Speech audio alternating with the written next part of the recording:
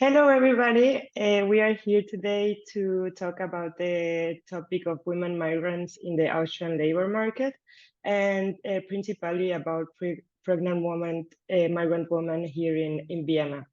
Women face different challenges and human rights transgression in the migration cycle than men. This means that gender has a great impact in all stages, including the one of integration in the country of destination. The International Organization for Migration has carried out studies about the situation, and with respect to the labor integration, it has shown that migrant women have still disadvantages. They enter the labor market later than men. They are more often unemployed after several years after coming to the destination country, and their occupational status rarely improves. This situation is a clear problematic that needs to be improved. However, there are many institutions, organizations, and foundations in Austria working on supporting, counseling, and assisting migrant women. One of these foundations is the St. Elisabeth Stiftung, a foundation working since 2011 with migrant women in Austria. Today, we are very honored to have Vera Krüger as our guest speaker, who is a social worker in this foundation, and will talk about her work, the situation of migrant women in Austria, and her opinions and recommendations. So firstly of all, thank you very much, Vera, for being here with us. Thank you so much. I'm very happy to be with you. So the first question we would like to ask you is if you could tell us a little bit about your work in the foundation with migrant women. What are your experiences? So we work here with, especially with pregnant women or women with children. So we get in contact with the women once they're pregnant and are able to accompany them until the age of 2 years or sometimes even longer. So in our work, we see the women going through pregnancy and the first years of motherhood, and in some cases or lots of cases back into work after being at home with the children. As you said already, we have women with home countries in a lot of different states, also outside of Europe. It's super amazing to see the women arriving here, not speaking the language, and we're facing so many new things, so many difficulties, and still being super strong. I'm really amazed by the women that we accompany here. Perfect. Thank you very much. Do you have experience with or cases of Latin American migrant women that come to Austria, or which are the nationalities from these women, like principal? Mm-hmm. And we don't have cases of Latin American women. They don't come to our Beratungsstelle, to our counseling office. The main countries where the women come from is Africa and especially Nigeria. Then we have like the nearby eastern states like Romania, Hungary, Serbia.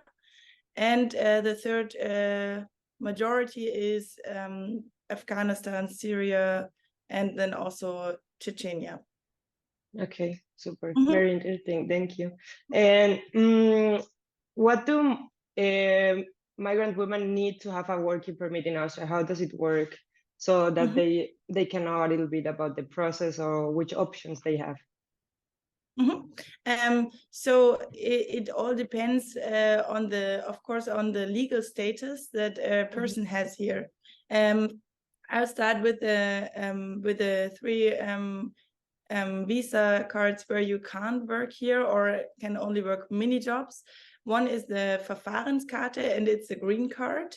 It also looks green, and you get this card once you apply for asylum. So once you hand in your application, you'll get the green card, and with that card you can't work. The second card, with which you can't work, is the white card. It looks also white, and it's called the Aufenthaltsberechtigungscard. And with that card, you can't work either. And it says you get this card once you're being allowed to you're being like from the government allowed to the process of seeking for asylum. So once they looked at your application. And the third card with which you can't work is a card that you can get always for 1 year, and it's called the yellow card. Yeah, sorry. And with that one, you can't work either. So, but with the other cards like subsidiary Schutz, and with asylum, with Rot-Weiß-Rot-Karte, it's called the red card, you can work. And yeah, that's a legal perspective. Also, what's always very important is before working, or maybe it depends on if the women have children or not, while working, is learning German. That's one of the main focuses that a lot of counseling office set here, because once you learn the language and you get a certain level, you can apply for different visa, which are better for the person. Yeah. Okay, perfect. From your professional experience, have the women you counsel been able to have a work experience in Austria? Like, can you give us some example of what these women do in the labor market? So I would say the main areas in which our women work for in the beginning is the cleaning sector, and then childcare. Cleaning sector, you don't need some schooling before that. You can start working right away. Problematic here, we see it very clearly, is that the labor market here is really has not it's not easy for the women. The times are difficult. It's very early or super late. That's difficult with children and childcare, and also the conditions are really bad. The child care sector is also something that's, I would say, that's something women do once they have arrived here, learned the language a bit, because then they can do a 1-year training and be assistant of a kindergartner, for instance. And that's where lots of women go. Yeah, that's like the basic. Yeah, that's the 2 areas where we have the most women working. Okay, and can they like do some, I know, like some training or something where they can after find a job, or like, I don't know, a short program, or I don't know, is there something like this in Vienna? Well, actually, it depends on what the women want to do. There is programs. We, for instance, we also have a special sector which is for work integration, and we have the possibility for some women who are single moms to work in our factory where they learn sewing. And they can work there for 6 months, get to know, it's especially for women who haven't worked in Austria before, like get to know how the conditions are, like being on time every day with a small child, to learn how to do that. And after that, we have the option, or we try to find a following job with the women. For like programs, there's different programs. It depends on, has the woman have experienced school? Then there's a topic also if the school's being acknowledged here, or even the training, because some women come to us, have wonderful CVs and wonderful work experience, and unfortunately it's not being acknowledged here properly. So it always depends on the case. Okay. Perfect. Thank you. What do you think are the main barriers that pregnant women face in finding a job after the pregnancy? So I think the main problem for our women, the single moms, but also the ones who raise a child with a father, is the childcare topic. We do have childcare in Vienna that's for free, but there's only rare places. So the free spaces that go with the free kindergarten goes to the people who already can show the kindergarten, look, I'm working full-time in the best. So these people get the jobs. And that's really a difficulty, because we see, okay, there's women who are willing and really want to work, but before they can say yes to a job or to a they have to find a kindergarten, and the kindergarten says no. Before that, you have to have a job. You have to have a job. Yeah. So it's like a organizational struggle that we have. The option that we then choose often is to search for a private kindergarten if there's no other places. But the private kindergartens, they cost up to 100. I would say from 160 per month, and that's we would say it's good to invest if the women have the money for the start to get into the job, but it's a difficulty with a lot of women just can't pay that money. So that's the main difficulty. And the second one that we see is learning German. We think it's really important before or while going into the job to learn the language. We encourage the women to also go and attend the courses during their carence, so while home still with the children, because there are super courses where they have free childcare also.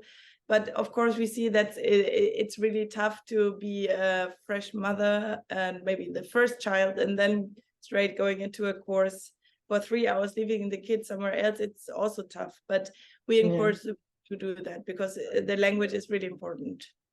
And are these courses you are mentioning also free? Or they need to pay for the courses? No, there's free courses. There's free, like the German course is free. Also the childcare is free, and also the tests in the end for the official level, like A2, A1 is free.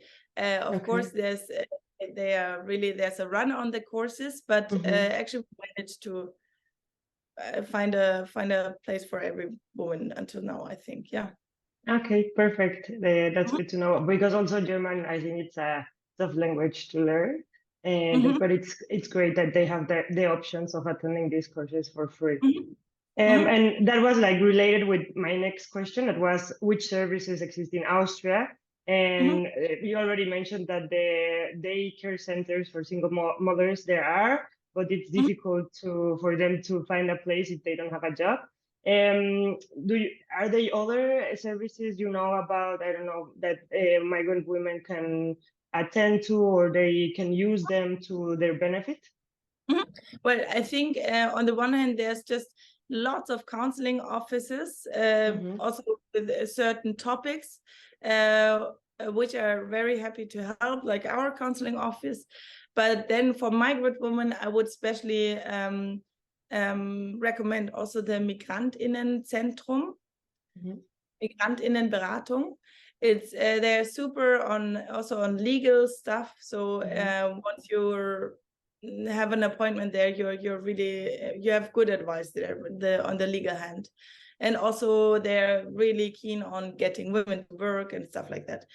And then, like, if you have already arrived here and you're into you've known your way around for 1 or 2 years, there's the AMS, and that is just for they help find a job and or maybe put the person into courses where they can do a training and stuff like that. So I would really recommend these two. Perfect. And so these two institutions also have there for assistance in social and labor issues, or is there a specific institution where to go if you want to find work, for example, or it depends on what are you looking for, or Well, the Migrantinnenzentrum is, I think, more on the legal side. It's legal, and I would say that's more for the legal advice. For the work integration, there is, for instance, our counseling office, and then there's also counseling offices from the like it's called WAF, and it's also for the work integration, but that's for women who have already worked in Austria. So it's a bit higher level.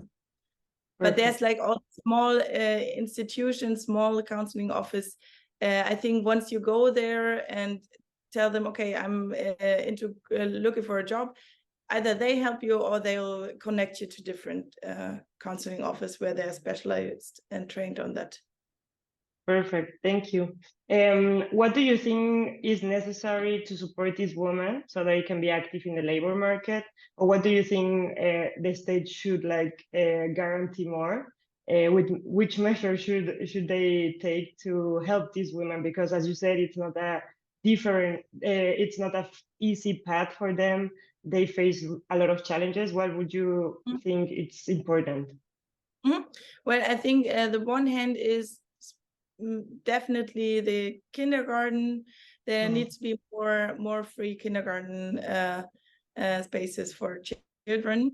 And I think especially for if you imagine a family coming here, the kids, they learn so fast, they learn German really fast. I think it's super important. And when they're staying at home all the time with the family, they don't learn the German that fast. Yeah, so we would say that's one thing. Then also the mother can work and start working if she wants to. And I think that's the one topic. The second one is we see that there's a social net or like a financial social net where you see, okay, the women can apply for different financial support, but we see the difficulty that it takes a lot of time. Once you apply, then they take 6 months until you're being finally paid out the money by, for instance, Finanzamt. And we see that that's a big difficulty, and we think you could change that, but it's a difficulty we face, and also that especially the women every day. Yeah, of course. So they need to wait at the beginning 6 months until they get paid, and until that moment they just wait for the financial support. Yeah. Okay. It depends on different financial issues. Like if you apply for MA40 Mindestsicherung, you have to wait a lot of time, and especially for us, the women that apply for Karenz, they have to wait up to 1 year until they're being paid that much. It's tough. It's not easy. Of course. Okay. So one of the last questions before going to the conclusion is because I've heard a lot about the still existing discrimination that migrants in general face here. Do you have experience with that? Do you think it's something that is happening still in Vienna? For migrant women, are they being discriminated? Do you think there is this problem? Yes, definitely. Yeah, it's something we hear a lot. It's horrible.